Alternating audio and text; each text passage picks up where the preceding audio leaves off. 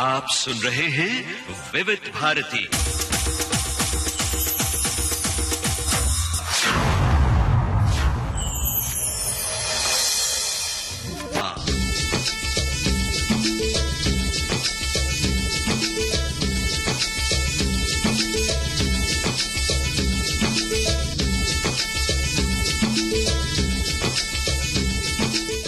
दोस्तों, आज के सेहतनामा कार्यक्रम में हम आपको मिलवा रहे हैं श्वास रोग विशेषज्ञ डॉक्टर स्वामी पवार से। इनसे बातचीत की है निम्मी मिश्रा ने और आज की बातचीत का विषय है अस्थमा और क्रॉनिक ब्रोंकाइटिस। तो सुनिए डॉक्टर स्वामी पवार से निम्मी मिश्रा की बातचीत। श्रोताओं नमस्कार। कहते हैं कि सांसों के तार से बंधी है जीवन की डोर। हम सांस लेते हैं, ऑक्सीजन ग्रहण करते हैं और उसी से चलती है ये शरीर रूपी मशीन। लगातार निश्चित गति से हम श्वास लेते हैं, पर बढ़ता पर्यावरण प्रदूषण, भाग दौड़ भरी जिंदगी और उसका तनाव और हमारे खान पान की आदतें जो गलत भी होती हैं, उनके चलते कभी कभी लगातार चलने वाली ये जो श्वास प्रणाली है, इसमें बाधा उत्पन्न हो जाती है और तरह तरह की बीमारियां हो जाती हैं। इन्हीं सब बातों को ध्यान में रखते हुए हमने आज अपने इस सेहतनामा कार्यक्रम में आमंत्रित किया है डॉक्टर स्वामी पवार को, जो कंसल्टेंट चेस्ट फिजिशियन हैं, यानी श्वास रोग विशेषज्ञ और एलर्जी स्पेशलिस्ट। तो डॉक्टर पवार, आपका स्वागत है हमारे इस कार्यक्रम में। नमस्कार। नमस्कार। तो सबसे पहले तो मैं ये जानना चाहूंगी कि आज का हमारा विषय जो है कि अस्थमा और क्रॉनिक ब्रोंकाइटिस, तो ये दोनों ही चीजें क्या श्वास की बीमारी ही है? हाँ, ये दोनों ही चीजें श्वास की बीमारी है और ये दोनों बीमारियों में आपको खांसी, सांस लेने में कठिनाई, ये सारे परेशानियों से जूझना पड़ता है। कैसे पता चलता है कि हमें कोई श्वास की तकलीफ है? क्योंकि आमतौर पर जब हम बहुत जल्दी में रहते हैं, भाग दौड़ करके काम करते हैं, तो भी हमारी सांस फूलने लगती है। नहीं, देखिए, आजकल ऐसे है कि बढ़ते हुए प्रदूषण की वजह से और बढ़ते हुए जो हमारा जो जीवन है इतना गतिमय हो गया है कि इसकी वजह से हमें फुर्सत नहीं है कि आप अपनी तरफ ध्यान दें। लेकिन जो अस्थमा और ब्रोंकाइटिस के पेशेंट्स हैं, उन्हें ज्यादातर देखा जाए तो खांसी जो हर समय रहती है या काफी ज्यादा समय से खांसी रहती है, और जो अपनी नॉर्मल एक्टिविटी करते हुए भी उनको सांस की परेशानी होती है या सांस लेने में दिक्कत हो सकती है। ये जो सिम्टम्स रहते हैं या ये जो लक्षण रहते हैं, ये लक्षण अगर आप में है तो आपको जरूर जाके किसी डॉक्टर के पास सलाह लेनी चाहिए और इस बारे में आपको उसका निदान करना जरूरी है। हाँ, वैसे कहते हैं कि समय रहते उपचार से बीमारी को हम काबू में कर सकते हैं और समुचित इलाज से जड़ से हम बीमारी से निजात पा सकते हैं। सांस की बीमारियों में भी क्या ऐसा ही है कि हम ये जड़ से चली जाएंगी? सांस की काफी सारी बीमारियां जो है वो जड़ से निकल जाती है, लेकिन ब्रोंकाइटिस और अस्थमा या क्रॉनिक ब्रोंकाइटिस या अस्थमा जिसे हम लोग बोलते हैं, ये बीमारियां जो है वो प्रोग्रेसिव या बढ़ने वाली बीमारियां है और ये बीमारियां कभी दूर नहीं होती या जिसको हम लोग क्योर बोलते हैं, कभी क्योर नहीं होती है। ये बीमारियों को हम लोग निश्चित रूप से नियंत्रण में रख सकते हैं। आजकल काफी सारी दवाइयां भी है जो लेने से आप एक आम आदमी की तरह जीवन व्यतीत कर सकते हैं, लेकिन दवाइयां लेने के बाद। और जैसे हम लोग बोलते हैं कि क्रॉनिक ब्रोंकाइटिस, जिसका सबसे बड़ा कारण जो है पोल्यूशन तो है ही, और सबसे बड़ा कारण ये भी है कि स्मोकिंग या धूम्रपान से संबंधित जो या तंबाकू से संबंधित आपकी जो आदतें हैं, इसकी वजह से आपको क्रॉनिक ब्रोंकाइटिस हो सकता है।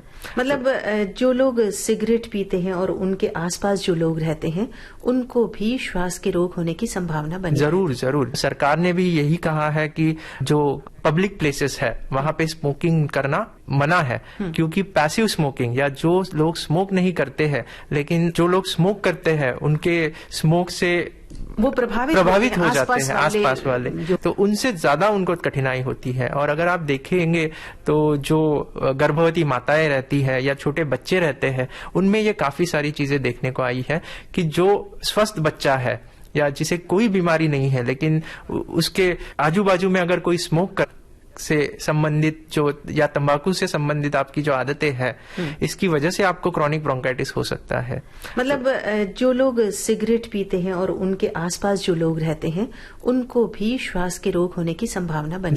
जरूर सरकार ने भी यही कहा है कि जो पब्लिक प्लेसेस है वहां पे स्मोकिंग करना मना है, क्योंकि पैसिव स्मोकिंग या जो लोग स्मोक नहीं करते हैं लेकिन जो लोग स्मोक करते हैं उनके स्मोक से वो प्रभावित हो जाते हैं आसपास वाले, तो उनसे ज्यादा उनको कठिनाई होती है। और अगर आप देखेंगे तो जो गर्भवती माताएं रहती है या छोटे बच्चे रहते हैं, उनमें ये काफी सारी चीजें देखने को आई है कि जो स्वस्थ बच्चा है या जिसे कोई बीमारी नहीं है लेकिन उसके आजू बाजू में अगर कोई स्मोक करता है तो उसे दमे की बीमारी लगने की या अस्थमा होने की जो चांसेस है वो काफी बढ़ जाते हैं।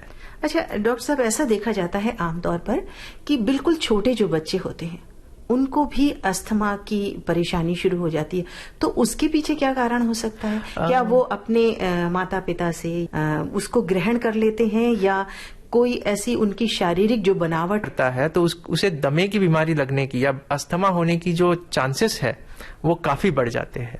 अच्छा डॉक्टर साहब, ऐसा देखा जाता है आमतौर पर कि बिल्कुल छोटे जो बच्चे होते हैं उनको भी अस्थमा की परेशानी शुरू हो जाती है, तो उसके पीछे क्या कारण हो सकता है? क्या वो अपने माता पिता से उसको ग्रहण कर लेते हैं या कोई ऐसी उनकी शारीरिक जो बनावट है उसमें कोई ऐसी संरचना में कोई गड़बड़ी होती है जिसकी वजह से श्वास की बीमारी हो जाती है? देखिए, अगर देखा जाए तो 50% जो अस्थमा की बीमारियां है वो फैमिली से रिलेटेड है, मतलब कि जो आपके परिवार में किसी को जेनेटिक्स जिसको बोलते हैं हम लोग, वो हो सकती है। लेकिन मैंने जैसे अभी बोला कि अगर आप गर्भवती है और आप स्मोकिंग या स्मोक से रिलेटेड या पोल्यूशन से रिलेटेड आपको एक्सपोजर हो जाता है तो आपके बच्चे में अस्थमा होने के चांसेस बहुत बढ़ जाते हैं। अगर आपका बच्चा छोटा है और उसे ये स्मोक से या पोल्यूशन से एक्सपोजर हो जाए तो उससे अस्थमा होने का जो चांस रहता है वो काफी बढ़ जाता है। परिवार से तो आप इस बीमारी को लेते ही हैं, पर अगर इसमें भी प्रिकॉशन रखें, अगर गर्भवती महिलाएं इससे दूर रहें तो वो अपने बच्चे को इस बीमारी से दूर रख सकती है। तो वैसे भी कहते हैं ना कि prevention is better than cure, तो ध्यान तो रखना ही चाहिए। बिल्कुल सही। अच्छा, इसके लक्षण जब पता चलते हैं, हम डॉक्टर के पास गए तो जो शहरों में लोग रहते हैं उन्हें ये बीमारी ज्यादा असर करती है, पर आमतौर पर यह भी देखा गया है कि गांव में जो शुद्ध पर्यावरण रहता है उनमें भी ये बीमारी उभर कर आती है, अस्थमा और ये ब्रोंकाइटिस। नहीं, इसका सबसे बड़ा कारण जो है, जैसे कि अभी जो गांव जो है, गांव में जैसे हमारे खेती से संबंधित जो काम होते हैं उसमें जो जिसको हम लोग एलर्जन बोलते हैं या जो कण जो हवा में फैलते हैं वो उससे भी काफी सारे लोग प्रभावित हो सकते हैं, उससे भी दमा हो सकता है। और अगर देखा जाए तो आजकल ये एक कहते हैं कि शहर में ज्यादा अस्थमा है, लेकिन भारत में जितने लोग शहर में अस्थमा से प्रभावित है उससे कई ज्यादा लोग गांवों में प्रभावित है। इसका एक कारण ये भी हो सकता है कि वहां पे जो है इतनी सारी अवेयरनेस नहीं है, इतने सारे संसाधन नहीं है कि वो इसका आगे इन्वेस्टिगेशन कर सके या इसका निदान कर सके। लेकिन ये देखा गया है कि भारत में ग्रामीण इलाकों में भी काफी ज्यादा ये बीमारी से लोग प्रभावित हैं। अरे, ये बीमारी की बात चलते चलते और जन जागृति की हमने बात की, तो अभी तो बहुत सारी बातें बाकी हैं, पर हमारे जो श्रोता अभी कार्यक्रम सुन रहे हैं उनके मनोरंजन के लिए, और आप भी हमारे स्टूडियो में आए हैं तो आपकी पसंद के अगर गाने सुनते जाएं बीच बीच में तो बहुत अच्छा लगेगा। तो आपकी पसंद का कोई गाना बताएं डॉक्टर। रोजा फिल्म का। गाँव में जन जागृति नहीं है इस रोग विशेष को लेकर, तो अभी हमारे जो श्रोता हैं वो दूर दराज के गांवों में फैले हुए हैं, विविध भारती के श्रोता छोटे छोटे गांव में। तो जागृति के लिए आप उनसे क्या कुछ कहना चाहेंगे कि इससे कैसे बचें, या अगर ये बीमारी आपको हो गई है तो अपनी जगह पे रहते हुए किससे सलाह लें, क्या करें? सबसे पहली बात तो prevention is better than cure. तो ये बीमारी ना हो इसलिए मैं कुछ नुस्खे देना चाहता हूँ, जैसे कि बीड़ी, सिगरेट, इन चीजों से जितना दूर रख सके अपने को और अपने घर वालों को, तो सबसे ज्यादा बेहतर रहेगा। दूसरी चीजें ऐसी है कि जो आसपास में खेती बाड़ी के काम चालू हो तो आप अपने नाक और कान को जितना ढक सकते हैं उतना ढक ले, ताकि वो जो प्रदूषित हवा है वो उससे आपका बचाव हो सके। तीसरी बात, अगर ये सारी चीजें करने के बावजूद अगर आपको ये लक्षण दिखते हैं या इस बीमारी से आप पहले से प्रभावित है, तो किसी भी स्वास्थ्य केंद्र में, जिसको हम लोग प्राइमरी हेल्थ सेंटर बोलते हैं, वो हर गांव में मौजूद है, वहां पे जो प्रशिक्षित डॉक्टर है जिसे कि इस बीमारी के बारे में जानकारी है, उससे सलाह कर ले। और आजकल छोटे से छोटे गांव में भी जो ये स्वास्थ्य केंद्र मौजूद है, वहां पे अस्थमा की सारी ट्रीटमेंट जो है वो मौजूद है, तो उसका जरूर फायदा उठाए। और जैसे कि आपने कहा, पहले से जो भी खेती बाड़ी का काम करते हैं उसमें सावधानी रखना बहुत जरूरी है। आमतौर पर होता क्या है कि जो खेतीहर मजदूर हैं या जिनके पास खेत हैं, वो इस बात की तरफ ध्यान नहीं दे पाते हैं कि हमें क्या क्या अपनी तरफ। तो आपने जैसे कहा कि मुंह, नाक और कान को ढक लें जब भी कोई आप खेती का काम कर रहे हैं, या तो खाद डाल रहे हैं या कोई पेस्टिसाइड का प्रयोग कर रहे हैं या कटाई हो रही है या अनाज निकाला जा रहा है अलग, तो उन सब में बहुत प्रदूषित हो जाता है आसपास का। हवा में जो छोटे छोटे कण हैं उसके साथ साथ ये उड़ के। तो हमारे श्रोता, आप सुन रहे होंगे कार्यक्रम और आप इस बात पर जरूर ध्यान रखेंगे कि कोई भी काम करते समय आप जो डॉक्टर साहब ने बताया है उसका ध्यान रखेंगे। अच्छा, अब बात आ गई कि जैसे किसी को कोई भी बीमारी होती है, पर आज हम क्योंकि श्वास की बीमारी की बात कर रहे हैं, तो आमतौर पर रोजमर्रा का जीवन चलता रहता है, पर किसी खास समय में ये बीमारी अपना रौद्र रूप धारण कर लेती है, यानी इसका प्रकोप बढ़ जाता है, इसको अटैक भी कहते हैं। तो उसके पीछे क्या थ्योरी है, वो ऐसा क्यों हो जाता है? देखिए, और कौन सा विशेष मौसम या कौन सी विशेष परिस्थिति होती है जिसमें ये बीमारी अपना उग्र रूप धारण कर लेती है? जैसे कि अगर आप देखेंगे तो ठंडी के महीनों में अस्थमा सबसे ज्यादा तकलीफ। श्रोता, आप सुन रहे होंगे कार्यक्रम और आप इस बात पर जरूर ध्यान रखेंगे कि कोई भी काम करते समय आप जो डॉक्टर साहब ने बताया है उसका ध्यान रखेंगे। अच्छा, अब बात आ गई कि जैसे किसी को कोई भी बीमारी होती है, पर आज हम क्योंकि श्वास की बीमारी की बात कर रहे हैं, तो आमतौर पर रोजमर्रा का जीवन चलता रहता है, पर किसी खास समय में ये बीमारी अपना रौद्र रूप धारण कर लेती है, यानी इसका प्रकोप बढ़ जाता है, इसको अटैक भी कहते हैं। तो उसके पीछे क्या थ्योरी है, वो ऐसा क्यों हो जाता है? देखिए, और कौन सा विशेष मौसम या कौन सी विशेष परिस्थिति होती है जिसमें ये बीमारी अपना उग्र रूप धारण कर लेती है? जैसे कि अगर आप देखेंगे तो ठंडी के महीनों में अस्थमा सबसे ज्यादा तकलीफ देता है, या आपने जैसे कहा रौद्र रूप धारण करता है। इसका सबसे बड़ा कारण है कि ठंडी के महीनों में एक विशिष्ट तरह के वायरसेस जो रहते हैं वो काफी ज्यादा रहते हैं। अच्छा, मैं आपको बीच में रोक रही हूँ। ठंडी या जब मौसम बदलता है? मौसम बदलता है तो ये तो होता ही है, लेकिन अगर देखा जाए, अगर साल के सारे मौसम देखे जाए तो सब देता है, या आपने जैसे कहा रौद्र रूप धारण करता है। इसका सबसे बड़ा कारण है कि ठंडी के महीनों में एक विशिष्ट तरह के वायरसेस जो रहते हैं वो काफी ज्यादा रहते हैं। अच्छा, मैं आपको बीच में रोक रही हूँ।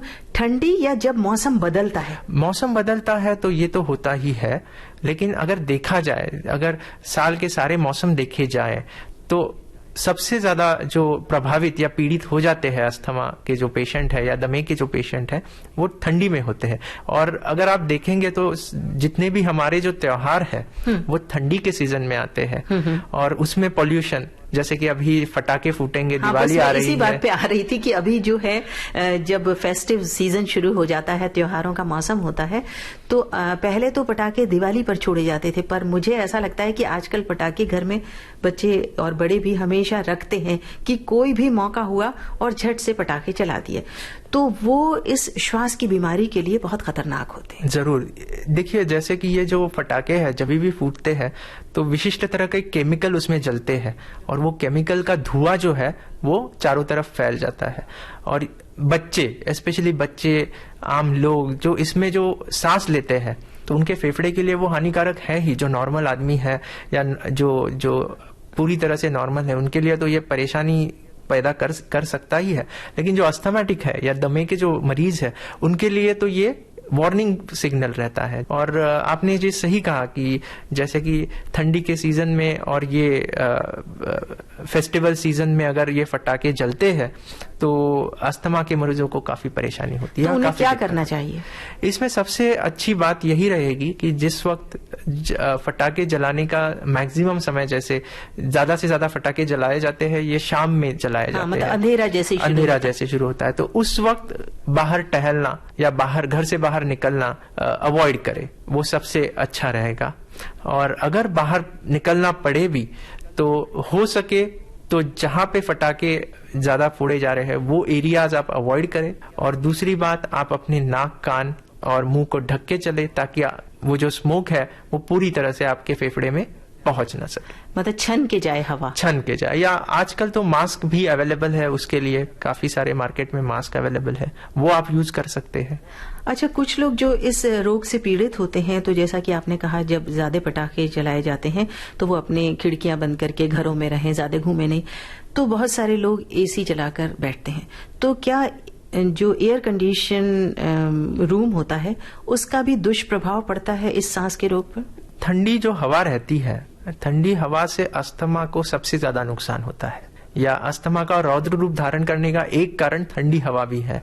तो जो एसी में बैठते हैं वो सबसे ज्यादा रिस्क पे रहते हैं कि आगे चल के, या अस्थमा अगर जिनको है उनका अस्थमा रौद्र रूप धारण कर सकता है, या फिर आगे चल के आपको अस्थमा हो सकता है। इसका कारण, एक कारण यह भी है कि जो एसी की जो हवा होती है वो रिसर्कुलेटेड हवा होती है, मतलब कि जो अपने घूमती रहती है उसी कमरे में, तो आपको फ्रेश एयर नहीं मिलती है। तो जो फ्रेश एयर नहीं होती है तो वो एयर में सबसे ज्यादा बैक्टीरिया, सबसे ज्यादा जीवाणु बढ़ने के चांसेस रहते हैं। आजकल सारे जो एसी के जो मैन्युफैक्चरर है वो कहते हैं कि हमारी एयर सबसे फ्रेश है, लेकिन जो फिल्टर्स है वो अगर ठीक से साफ ना रखे जाए तो जो आपकी एसी के थ्रू जो हवा आ रही है वो काफी प्रदूषित हो सकती है। अच्छा, आजकल तो क्या है कि खास तौर से अगर हम शहरों की मेट्रोज की बात करें तो ज्यादातर ऑफिसेज जो होते हैं वो एयर कंडीशनड ही होते हैं और लोगों को उसमें काम करना पड़ता है। पूरे पूरे दिन वो उसमें काम करते रहते हैं, 10-10 घंटे, 12 घंटे, और फिर वो बाहर आते हैं। तो ये भी हमारी जो श्वास प्रणाली है उसको प्रभावित करता है।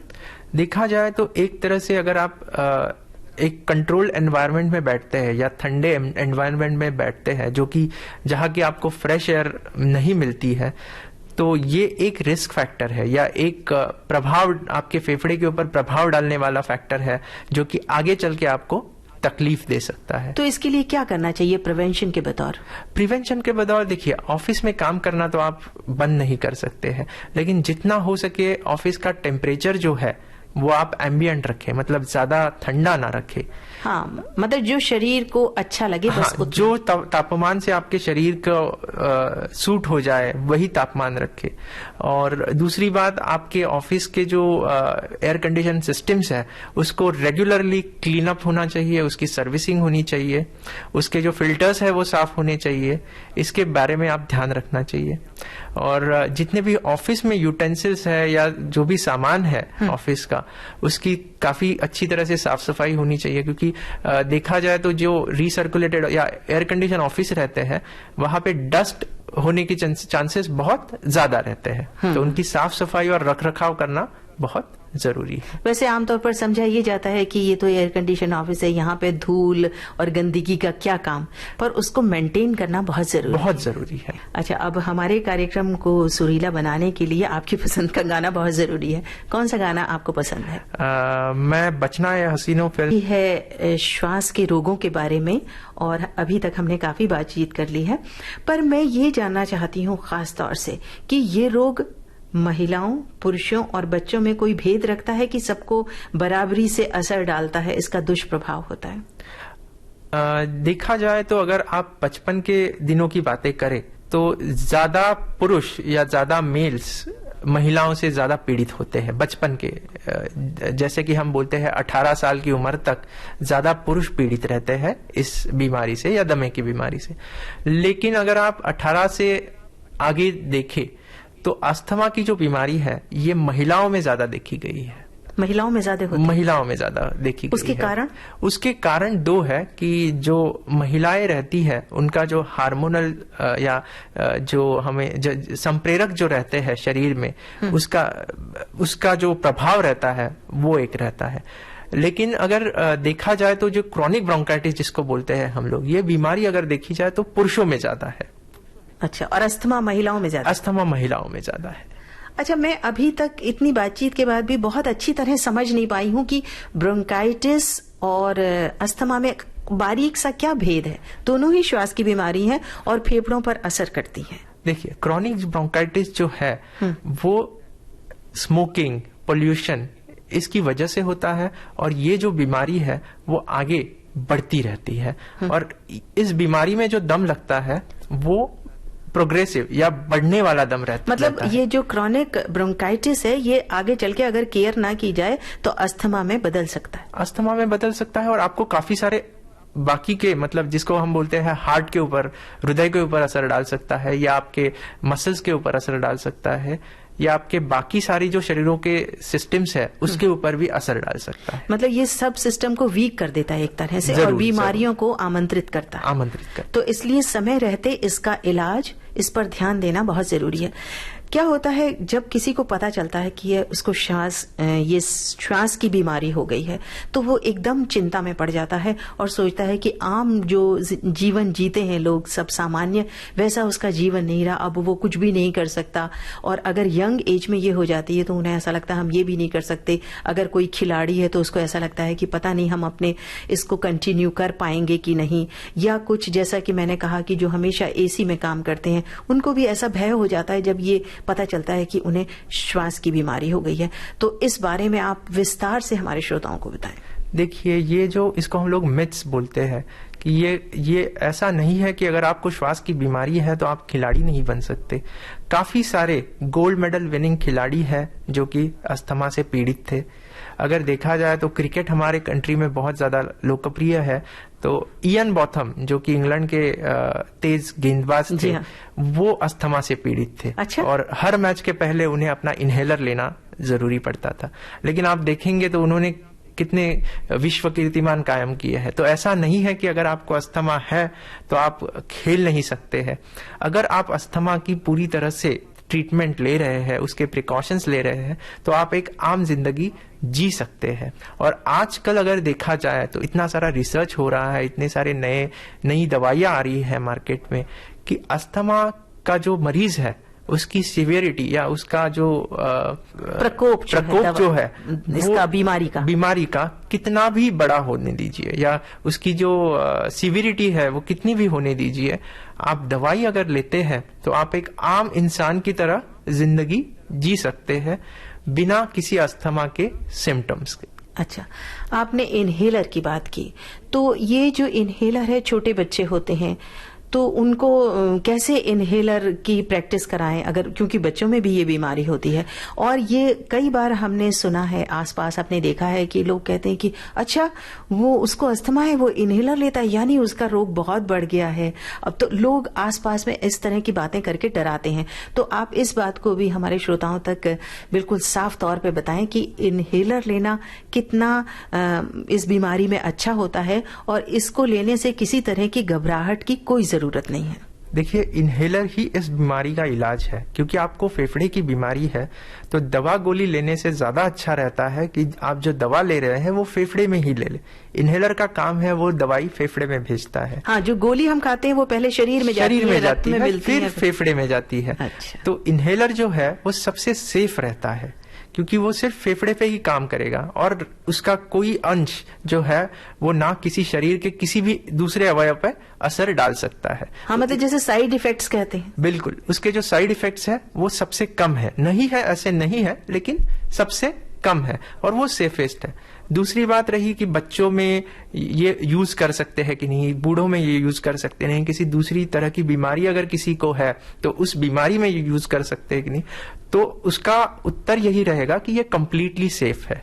ये एक दिन का जो नया बच्चा पैदा होता है किसी भी आयु के इंसान के लिए कंप्लीटली सेफ है। अगर आप इनहेलर यूज कर रहे हैं तो आपको जो दवा की जरूरत है या टैबलेट्स लेने की जरूरत पड़ सकती है वो काफी कम हो जाती है। और रही बात बच्चों में इनहेलर्स यूज करने की, तो हमने यह भी देखा है कि जो बच्चे इनहेलर यूज करते हैं वो अस्थमा से बाहर आने के चांसेस बहुत ज्यादा रहते हैं। अच्छा, मतलब उनका अस्थमा ठीक भी हो सकता है। और जो बच्चे इनहेलर यूज नहीं करते या इस बीमारी का इलाज ठीक से नहीं करते हैं उनमें यह बीमारी रौद्र रूप धारण करने के चांसेस बहुत ज्यादा रहते हैं। एक बार बारी आ गई है आपकी पसंद के गाने की, इस रोग के बारे में कि जैसा कि आपने कहा अगर इस रोग का ठीक से हम इलाज ना करें तो दूसरे रोग भी हो सकते हैं।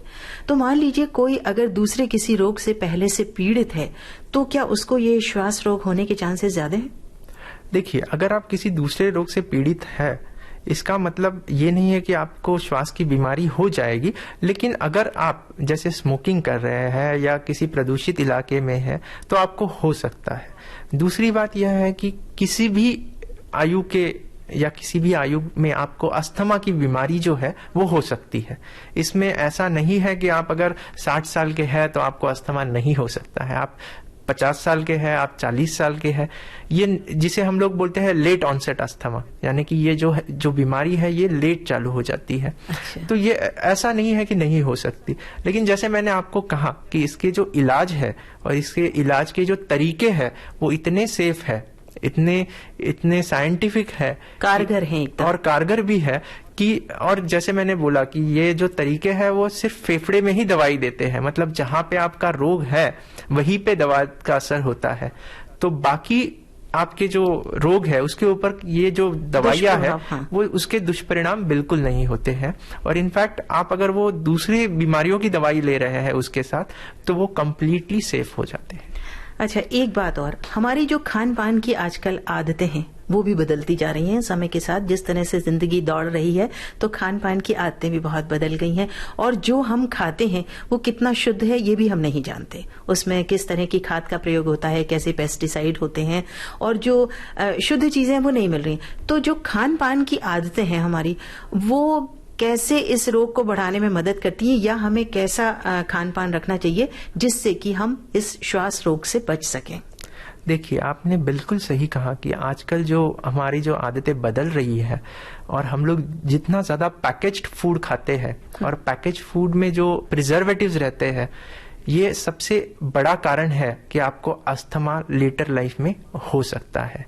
क्योंकि ये जो प्रिजर्वेटिव है इसकी वजह से आपको एलर्जी हो सकती है और एलर्जी तब्दील हो सकती है अस्थमा में। तो आपको ये जितने प्रिजर्वेटिव लाडन फूड है, मतलब जिसमें ज्यादा से ज्यादा प्रिजर्वेटिव होते हैं, वो अवॉइड करने चाहिए। मतलब जो शुद्ध रूप में, ताजे रूप में जो फल, सब्जियां, दाल, चावल, सब्जी जो मिलते हैं, रोज पका हुआ फ्रेश खाना अगर हम जिस वक्त खाना है उससे कुछ देर पहले पकाएं और खाएं, और फ्रिज में नहीं रखें।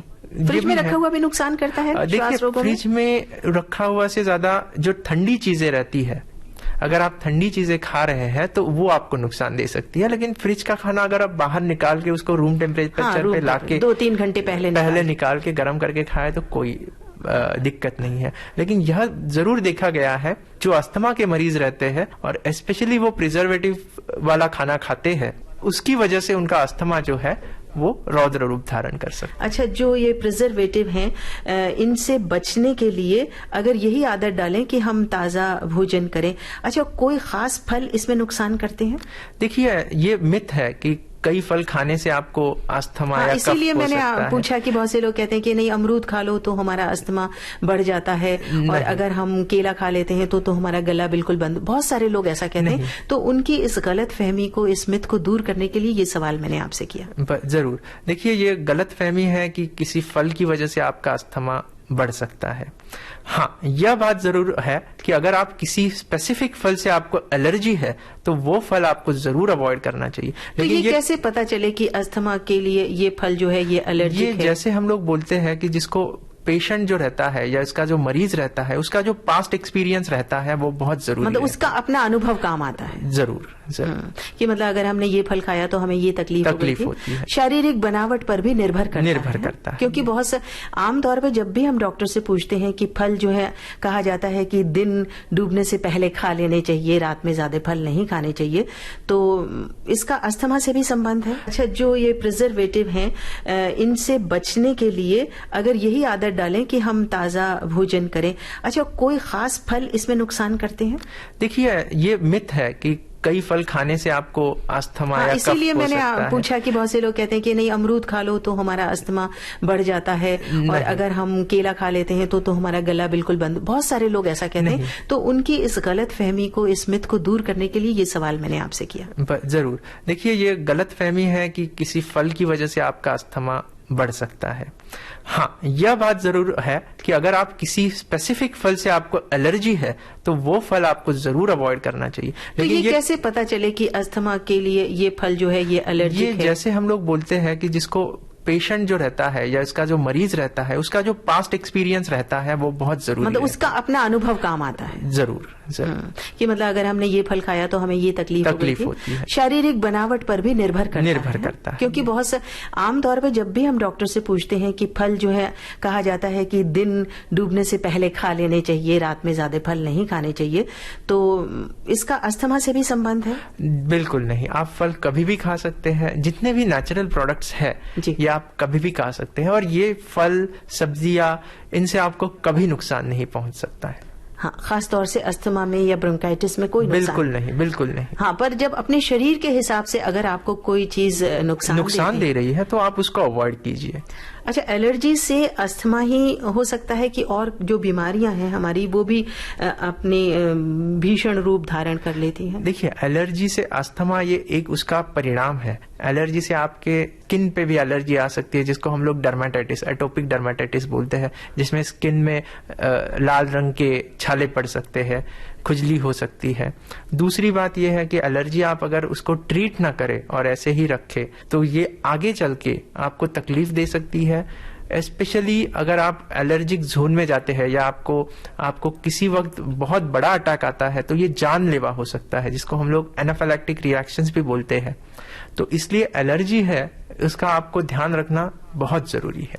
अच्छा, आपको किस चीज की एलर्जी है तो इसके लिए क्या करें? पूरा टेस्ट करवाएं? नहीं, एलर्जी टेस्ट अभी अवेलेबल है भारत में, कई जगह पर एलर्जी टेस्ट होते हैं, लेकिन इसकी जरूरत नहीं है कि आप स्पेसिफिक किस चीज के लिए एलर्जी है इसकी टेस्टिंग करें।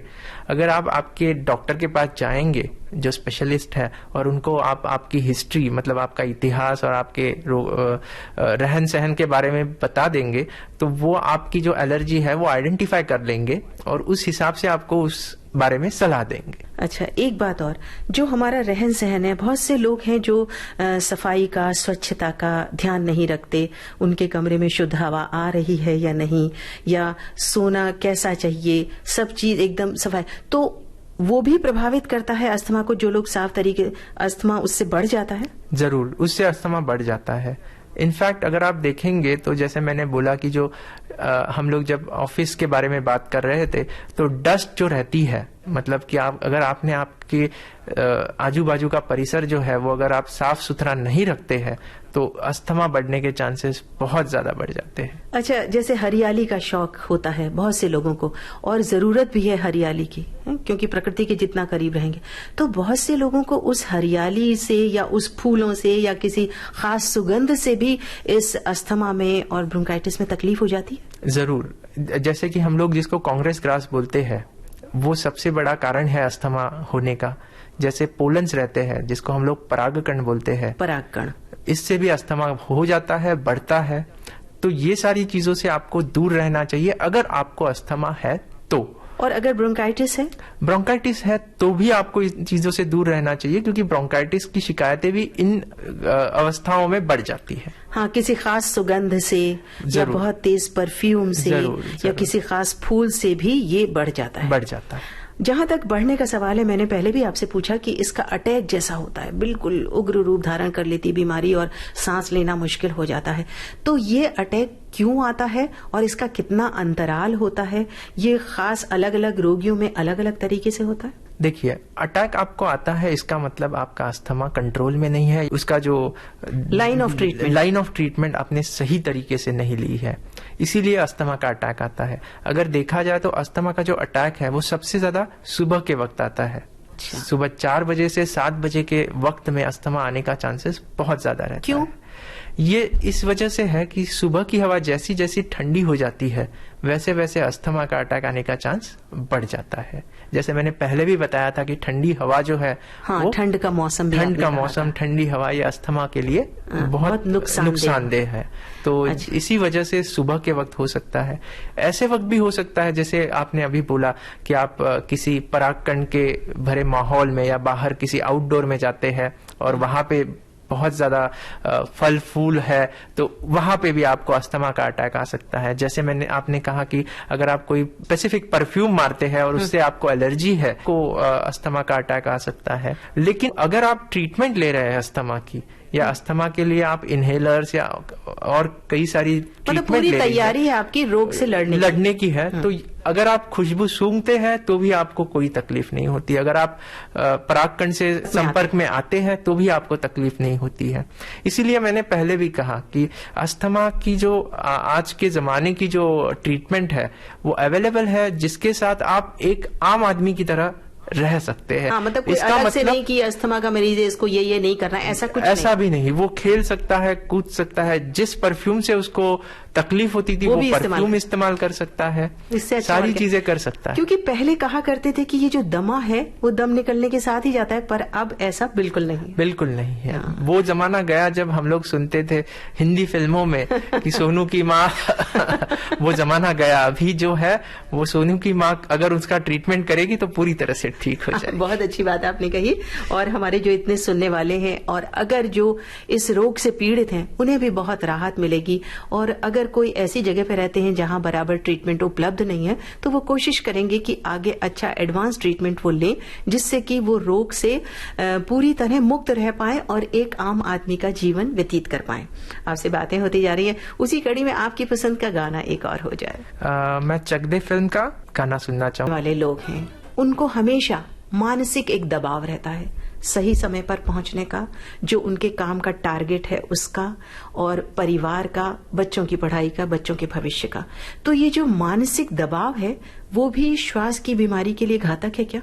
बहुत ज्यादा। मानसिक तनाव जो है ये देखा गया है, मानसिक तनाव की वजह से कई सारे मरीजों को या कई सारे मरीजों में मानसिक तनाव यही अस्थमा का एकमात्र कारण रहता है। उन्हें किसी भी चीज की एलर्जी नहीं रहती है, कोई दूसरी बीमारी नहीं रहती। क्योंकि कहते हैं ना कि बहुत सारे लोग कोई बुरी आदत नहीं है, सिगरेट ये नहीं पीता, तंबाकू ये नहीं खाता, ड्रिंक ये नहीं करता, फिर भी इसको अस्थमा हो गया।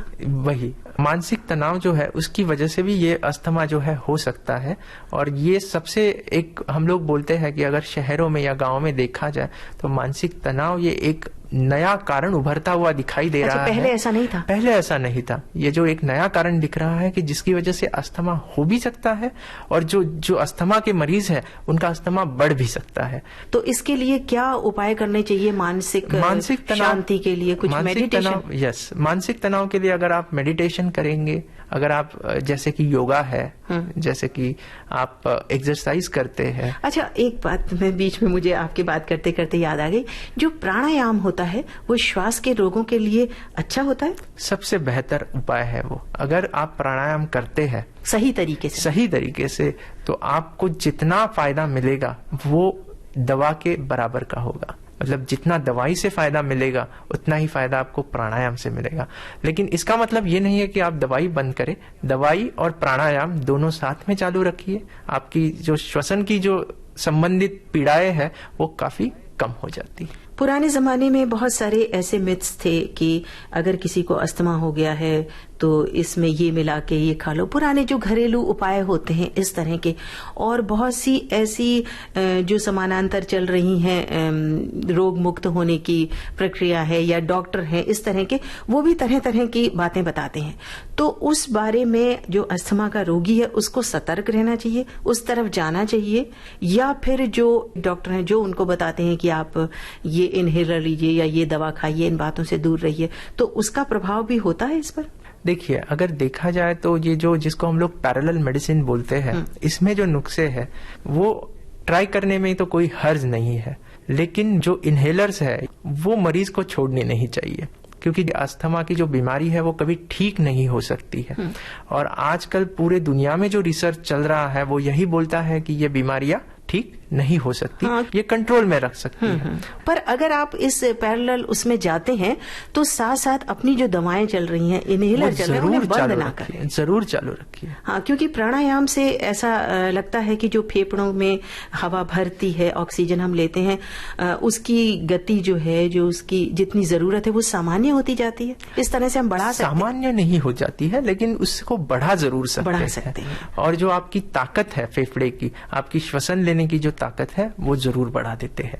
और कोई इस तरह के आप उपाय हमारे श्रोताओं को बताएं कि जिससे श्वास की जो बीमारी है उसके प्रकोप को थोड़ा कम किया जा सके। सबसे इम्पोर्टेंट एडवाइस इस बीमारी में जो है वो है कि आप रेगुलर एक्सरसाइज और मेडिटेशन करते रहे, जैसे आपने बोला प्राणायाम, और एक जैसे कि 30 to 40 मिनट्स चलना, वॉकिंग। पर उसमें सांस फूलेगी जिसको सांस की बीमारी? अगर आप दवाई ले रहे हैं, जैसे मैंने पहले भी कहा, अगर आप दवाई ले रहे हैं तो आप खेल सकते हैं, कूद सकते हैं, कहीं पे भी जाके तो दवा लेके आप वॉकिंग जरूर करें।